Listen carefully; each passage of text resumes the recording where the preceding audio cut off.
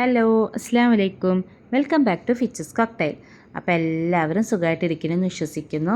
അപ്പോൾ ഇന്നത്തെ വീഡിയോ നമ്മളുടെ മുരിങ്ങയില വെച്ചിട്ട് നമുക്ക് വളരെ പെട്ടെന്ന് തയ്യാറാക്കാൻ പറ്റുന്ന 4 വിഭവങ്ങളാണ് കേട്ടോ ഇന്നത്തെ വീഡിയോയിലൂടെ ഷെയർ ചെയ്യുന്നത്. അപ്പോൾ നമുക്ക് ചോറിൻ്റെ കൂടെ കഴിക്കാൻ പറ്റുന്ന 4 തരം റെസിപ്പീസാണ് ഇന്നത്തെ വീഡിയോ. അപ്പോൾ മുരിങ്ങയിലയുടെ ഗുണങ്ങളൊക്കെ എല്ലാവർക്കും അറിയുന്നുണ്ടാവും. അപ്പോൾ അത് വെച്ചിട്ട് നമുക്ക് പെട്ടെന്ന് ചോറിന് തട്ടിക്കൂട്ടാൻ പറ്റുന്ന 4 റെസിപ്പീസ് നോക്കാം കേട്ടോ. അപ്പോൾ ആദ്യം തന്നെ ഞാൻ ഉണ്ടാക്കുന്നത് മുരിങ്ങയിലും പരിപ്പും കൂടി വെച്ചിട്ട് ഒരു അടിപൊളി തോരനാണ് കേട്ടോ. അപ്പോൾ അതിന് വേണ്ടിയിട്ട് ഞാൻ ഒരു അര കപ്പ് പരിപ്പുണ്ട്, അത് കുക്കറിലോട്ട് ഇട്ട് കൊടുത്തിട്ടുണ്ട്. ഒരു അര ടീസ്പൂൺ മഞ്ഞൾപ്പൊടി ചേർക്കുന്നുണ്ട്. പിന്നെ നിങ്ങളുടെ എരിവിന് ആവശ്യത്തിനുള്ള മുളക് പൊടി ചേർത്ത് കൊടുക്കാം. പിന്നെ ആവശ്യത്തിന് ഉപ്പും പിന്നെ കുറച്ച് വെള്ളം കൂടി വെച്ചിട്ട് നമുക്ക് ആ പരിപ്പ് നന്നായിട്ടൊന്ന് വേവിച്ചെടുക്കണം കേട്ടോ. ഒരു 3-4 വിസിൽ വന്നോട്ടെ. 4 വിസിൽ വരുമ്പോഴേക്കും ആ പരിപ്പൊക്കെ നന്നായിട്ട് തന്നെ വെന്തിട്ടുണ്ടാവും കേട്ടോ. അപ്പോൾ ഇപ്പോൾ നമ്മുടെ പരിപ്പൊക്കെ നന്നായിട്ട് വെന്തിട്ടുണ്ട്. അപ്പോൾ കണ്ടോ, പരിപ്പൊക്കെ അടിപൊളിയായിട്ട് തന്നെ വെന്ത് വന്നിട്ടുണ്ട്. ഈ സമയത്ത് ജസ്റ്റ് ആ പരിപ്പൊന്ന് നമുക്ക് ഇളക്കി നോക്കാം കേട്ടോ. ഇളക്കിയിട്ട് ഒന്ന് തവി വെച്ചിട്ടൊന്ന് ഉടച്ചെടുക്കാം. എന്നിട്ട് ഇതിലോട്ട് ഞാൻ കുറച്ച് മുരിങ്ങയില ചേർത്ത് കൊടുക്കുന്നുണ്ട്. ഈ മുരിങ്ങയിലയും പരിപ്പും കൂടി നമുക്ക് നന്നായിട്ടൊന്ന് മിക്സ് ചെയ്തെടുക്കണം കേട്ടോ. അപ്പോൾ നന്നായിട്ട് മിക്സ് ചെയ്തതിന് ശേഷം വെള്ളമൊന്നും ചേർക്കേണ്ട, നമുക്കിതൊന്ന് അടച്ച് വെച്ചിട്ട് ലോ ഫ്ലെയിമിലൊന്ന് ആ മുരിങ്ങയിലൊന്ന് കുക്ക് ചെയ്തെടുക്കണം കേട്ടോ. അപ്പോൾ ഞാൻ വെള്ളം ചേർക്കുന്നില്ല. അപ്പോൾ ആദ്യം ലോ ഫ്ലെയിമിലാണ് കേട്ടോ. ലോ ഫ്ലെയിമിൽ അതൊന്ന് കുക്ക് ചെയ്തെടുത്ത് മാറ്റി വയ്ക്കാം. ഇനി നമുക്കിതൊന്ന് താളിക്കണം കേട്ടോ. അപ്പോൾ അതിന് വേണ്ടിയിട്ട് ഒരു പാൻ വെച്ചിട്ടുണ്ട്. പാനിലോട്ട് കുറച്ച് വെളിച്ചെണ്ണയാണ് ഒഴിച്ചെടുക്കുന്നത്. വെളിച്ചെണ്ണയിലോട്ട് കുറച്ച് കടുക് ചേർത്ത് കൊടുക്കുന്നുണ്ട്.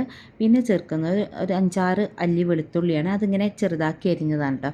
അത് ചേർത്തിട്ട് വെളുത്തുള്ളി നന്നായിട്ടൊന്ന് സോട്ട് ചെയ്തെടുക്കണം കേട്ടോ. വെളുത്തുള്ളി ഒരു വെളുത്തുള്ളിയുടെ കളറൊക്കെ ഒന്ന് മാറിക്കിട്ടണം കേട്ടോ. അതുവരെ ഒന്ന് സോട്ട് ചെയ്തെടുക്കാം. ഇപ്പോൾ ആ വെളുത്തുള്ളിയുടെ കളറൊക്കെ മാറിയിട്ടുണ്ട്. ഈ സമയത്ത് നമുക്ക് ഇതിലോട്ട് ഒരു ചെറിയ സവാള അല്ലെങ്കിൽ ഒരു വലിയ സവാളയുടെ ഒരു അര കഷ്ണം ചേർത്ത് കൊടുത്താൽ മതി. അതിങ്ങനെ ചെറുതാക്കി അരിഞ്ഞത് ഇതിലോട്ടൊന്ന് ചേർത്തിട്ട് നന്നായിട്ടൊന്ന് വഴറ്റിയെടുക്കണം കേട്ടോ. അപ്പോൾ നമ്മൾ ഇത് വെളിച്ചെണ്ണ തന്നെ ചെയ്തെടുക്കാൻ നോക്കുക. അപ്പോൾ ഞാൻ കുറച്ചും കൂടി വെളിച്ചെണ്ണ ഒഴിച്ചു കൊടുത്തിട്ട് നന്നായിട്ടൊന്ന് വഴറ്റിയെടുക്കുന്നുണ്ട്. ഈ സമയത്ത് നമുക്ക് ഇതിലോട്ട് കുറച്ച് കായപ്പൊടി ചേർത്ത് കൊടുക്കാം കേട്ടോ. അപ്പോൾ കായപ്പൊടി ചേർക്കുന്നത് ഇപ്പോൾ പരിപ്പൊക്കെ കഴിച്ചിട്ടുണ്ടെങ്കിൽ ചിലവർക്ക് ഗ്യാസിൻ്റെ പ്രശ്നമൊക്കെ വരാമല്ലോ. അപ്പോൾ അങ്ങനെ ഗ്യാസിൻ്റെ പ്രശ്നമൊന്നും ഇല്ലാണ്ടിരിക്കാൻ വേണ്ടിയിട്ടാണ് നമ്മൾ കായപ്പൊടി ചേർത്ത് കൊടുക്കുന്നത്. ഒരു അര ടീസ്പൂൺ കായപ്പൊടി ചേർത്ത് കൊടുക്കാം കേട്ടോ. കായപ്പൊടി ചേർത്ത് കൊടുത്തതിന് ശേഷം നമ്മൾ നേരത്തെ വേവിച്ച് വെച്ചിട്ടുള്ള പരിപ്പും മുരിങ്ങയിലും കൂടി ഇതിലോട്ട് ചേർത്തിട്ട് നന്നായിട്ടൊന്ന് മിക്സ് ചെയ്തെടുക്കണം കേട്ടോ. എന്നിട്ട് ഇതിലോട്ട് നമുക്ക് കുറച്ച് വന്നിട്ട് ഒരു 3-4 ടേബിൾ സ്പൂൺ വെള്ളം ചേർത്തിട്ട് നന്നായിട്ടൊന്ന് മിക്സ് ചെയ്തെടുക്കാം.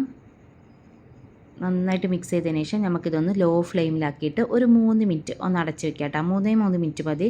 3 മിനിറ്റ് ഒന്ന് അടച്ച് വെച്ചിട്ടൊന്ന് കുക്ക് ചെയ്തെടുത്ത് നമ്മുടെ അടിപൊളി പരിപ്പും മുരിങ്ങയിലും വെച്ചിട്ടുള്ള അടിപൊളി തോര ഇവിടെ റെഡി ആയിട്ടുണ്ട്. അപ്പോൾ എല്ലാവരും ട്രൈ ചെയ്ത് നോക്കണം കേട്ടോ. നല്ല ടേസ്റ്റുള്ള ഒരു അടിപൊളി ഡിഷാണിത്.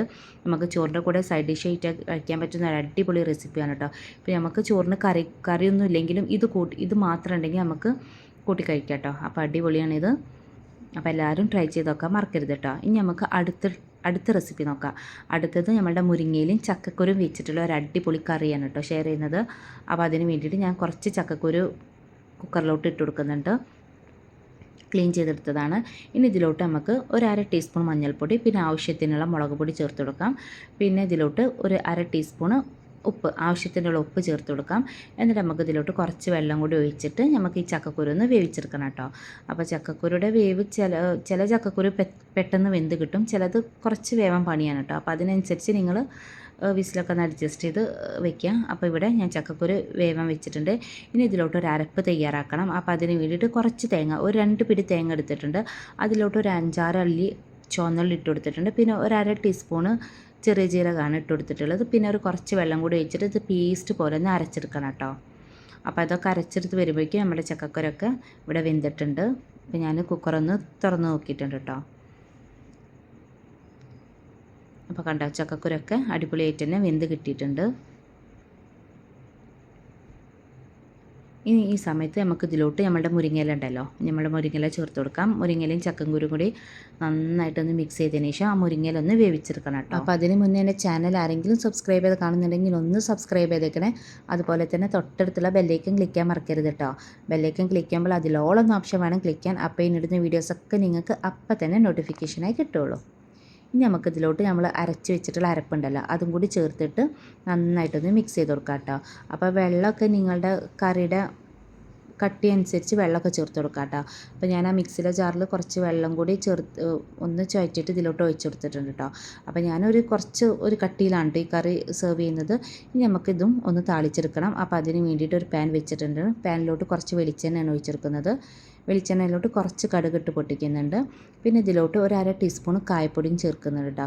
ഞാൻ പറഞ്ഞിട്ടുണ്ടായിരുന്നല്ലോ, ഗ്യാസിൻ്റെ പ്രശ്നമൊക്കെ ഉണ്ടാകുമ്പോൾ നമുക്ക് കായപ്പൊടി ചേർത്തിട്ടുണ്ടെങ്കിൽ നല്ലതാണ്. ഇപ്പോൾ ചക്കക്കുരും ഗ്യാസ് തന്നെയാണ് ചിലവർക്കൊക്കെ.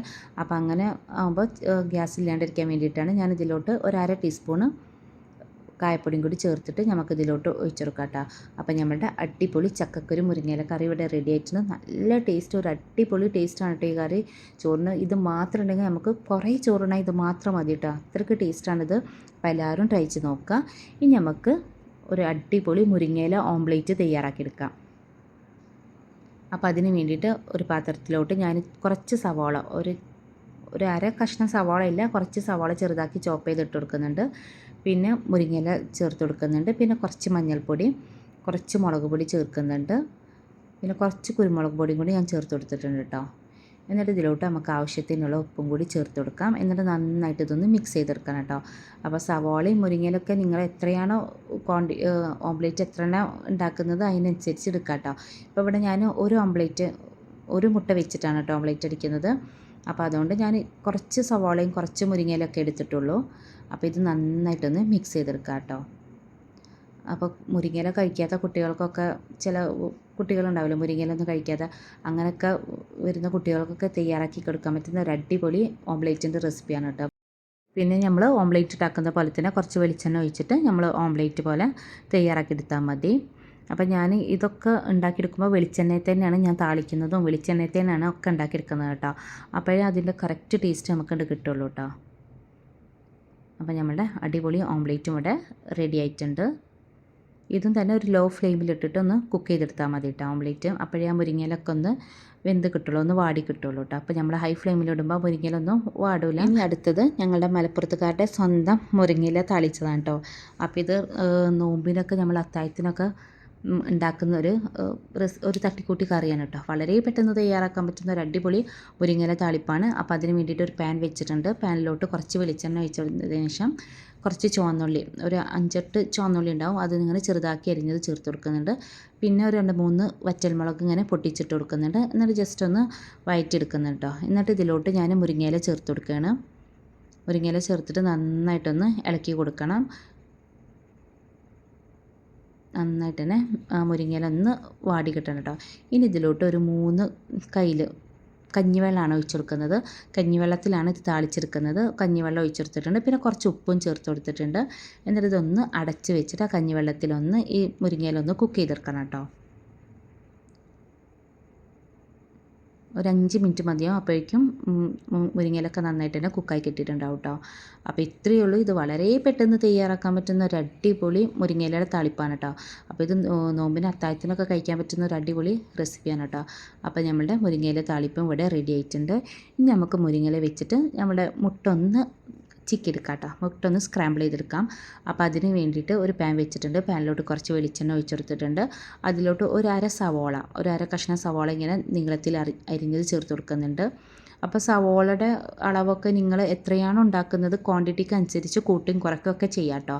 അപ്പോൾ ഇവിടെ ഞാൻ ഒരാൾക്ക് കഴിക്കാൻ പറ്റുന്ന അത്രയും ക്വാണ്ടിറ്റി ഉണ്ടാക്കുന്നുള്ളൂ കേട്ടോ. അപ്പോൾ അതുകൊണ്ടാണ് ഒരു 1/2 കഷ്ണം സവാള എടുത്തിട്ടുള്ളത്. അതിലോട്ട് കുറച്ച് ഉപ്പ് ചേർത്ത് കൊടുത്തിട്ടുണ്ട്.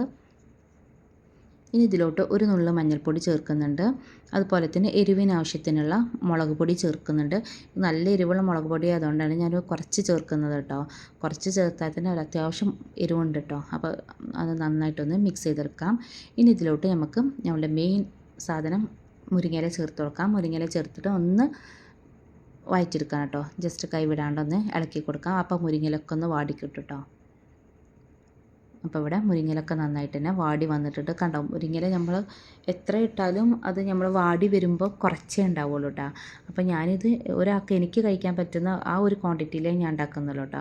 ഇനി ഇതിലോട്ട് ഒരു മുട്ടയാണ് ഞാൻ ചേർത്ത് കൊടുക്കുന്നത്. ഒരു മുട്ട ചേർത്തിട്ട് ഒന്ന് സ്ക്രാമ്പിൾ ചെയ്തെടുക്കാം കേട്ടോ.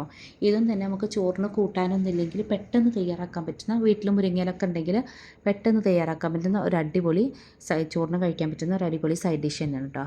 അപ്പോൾ നമ്മളുടെ മുരിങ്ങയില തോരൻ ഇവിടെ റെഡി ആയിട്ടുണ്ട്. അപ്പോൾ ഇത്രയേ ഉള്ളൂ ഇന്നത്തെ വീഡിയോ. അപ്പോൾ എല്ലാവർക്കും ഇന്നത്തെ വീഡിയോ ഇഷ്ടമാണെന്ന് കരുതുന്നു. ഇഷ്ടമെങ്കിൽ ലൈക്ക് ചെയ്യുക, ഷെയർ ചെയ്യുക, കമൻറ്റ് ചെയ്യുക, സബ്സ്ക്രൈബ് ചെയ്യുക. ഇൻഷാ അല്ലാഹ് അടുത്തൊരു വീഡിയോ വരുന്നേരം താങ്ക്